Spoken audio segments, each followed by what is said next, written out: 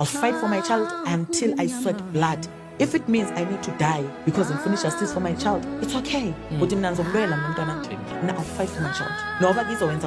I don't care because I don't feel safe anymore.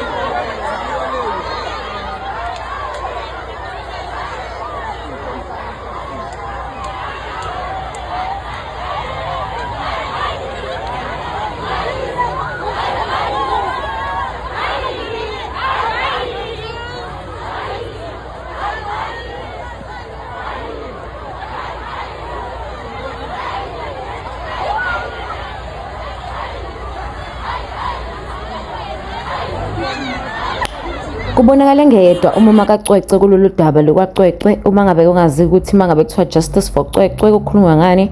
She is a 7-year-old child from Bergview College eMatatiela or singathe Eastern Cape just to be safe. Eyatholakala esikoleni or yabuya esikoleni idlwenguliwe.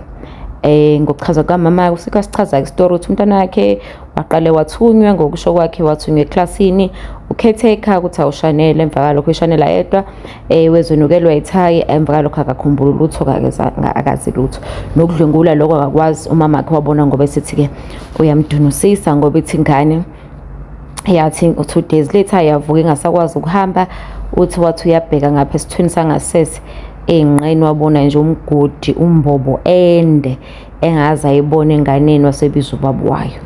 Hey guys, yabona nje lo muntu wadlungela lo mntwana but ke lo mntwana unenhlanhla ngoba almost everyone ngathini kuyagijima kuyahanjwa kuyashawe kuneteleka bayifuna justice for lo mntwana akufananga no ubani laba abanye bashona yena bashona ma-post office yabo.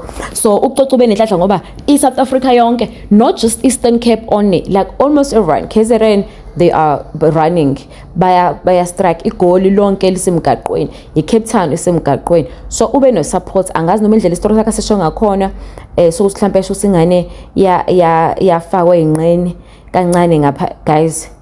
Nami nje ngimdala yabona nje ucansula sengqeni uyabona lengane nje siba yidraga ngempela ucansila now imagine emncane ngakumntana elalo muntu omdala ngoba phela walalo muntu omdala hayi bafethi njani naleqiniso uyabona ucansila ngemuva lubuhlungu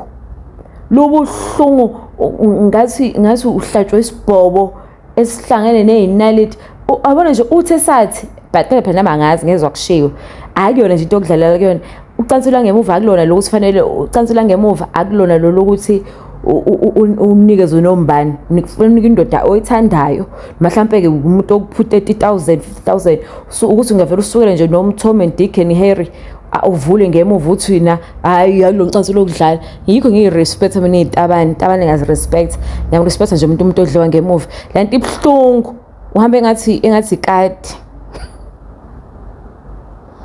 This is a serious matter. So guys, and I think that's one of the things that's triggered so a lot of people. Nathi sonke sabona usasingenela imash sigijima sigcwele emgaqweni esikhulume ngawo ngoba kusho ukuthi lo mntwana wahlukumezeka hence wabufila ngemuva izabufila ngakudala ubhlungu kungenzeka ukuthi njengoba wadrug mhlawumbe waphoziswa ngisho ama painkillers after that ukuze mhlawumbe ubhlungu aqala busifike later.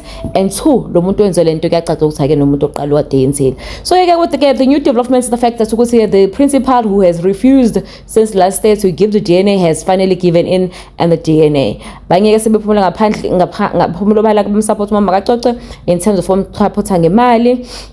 Osomize ke bathe bazomenzela ama legal fees yibona bazophatha abameli ngekakho ngishise then osomize nje ngaphakathi nje ngifeel kakhulu ngoba bano DJs labanamanga lama celebrity vele umuntu agijima lethi ngizokwenza ukuthi nokuthi so amfonela ke eceleni ke kuthiwa sebebayabaleka bangabe basafuna ukuyenza lento ade bethe bazoyenza. So it's a bit tricky indaba yabo somize but we hope ukuthi he meant it ukuthi ke uzothatha amaqala indleko ngapha ke uthisha omkhulu wakulesikole ke yena useftholi afiforum ithe yona ezomela afiforum yaziwa ukuthi amabhunu nje avela ngabafuna abantu abamnyama so hiyona ethe cha thina sizo.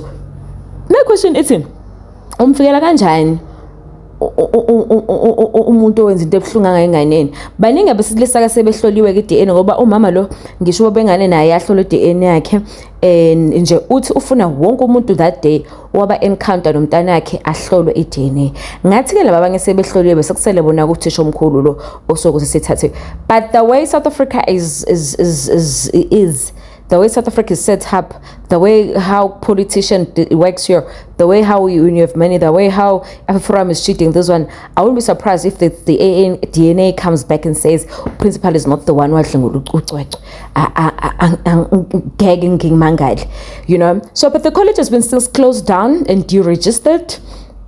And baningi yasebekhuluma into eningi kuthiwa umthisha oyifikile omusha owahlale kancane after ukudlengula kwacocela uthisha waseyahamba kwangabe satholakala ewaresign okwashwacima asazi sesizozwa ke iqiniso ke mhlawumbe nje in the next few days or in the next few weeks ukuthi mengabe kuwuthisha omkhulu kuzothiwani mangena uthisha omkhulu ke kuzobe sekubhekwa kuphike manje emva kwalokho okusho ukuthi ke komele yonke indoda kulesa sikole ngoba there's no way ukuthi athi because noma uthi le mntana lakhe leshana khona negate lingaqhamula ngaphandle mhlawumbe umuntu wangena ayeke umuntu ongavele ehambe ngene esikoleni wayize ngasengane yakhe iyashanela umuntu ahambe ngene esikoleni hambe phetha amathayi manje ithayilele lisana ngempela yini kodwa kuthiwa lisana ithayi ngethi ngekhumbula leyo so ke I was here guys to give you an update about ucwecwe ukuthi the principal has given the DNA test.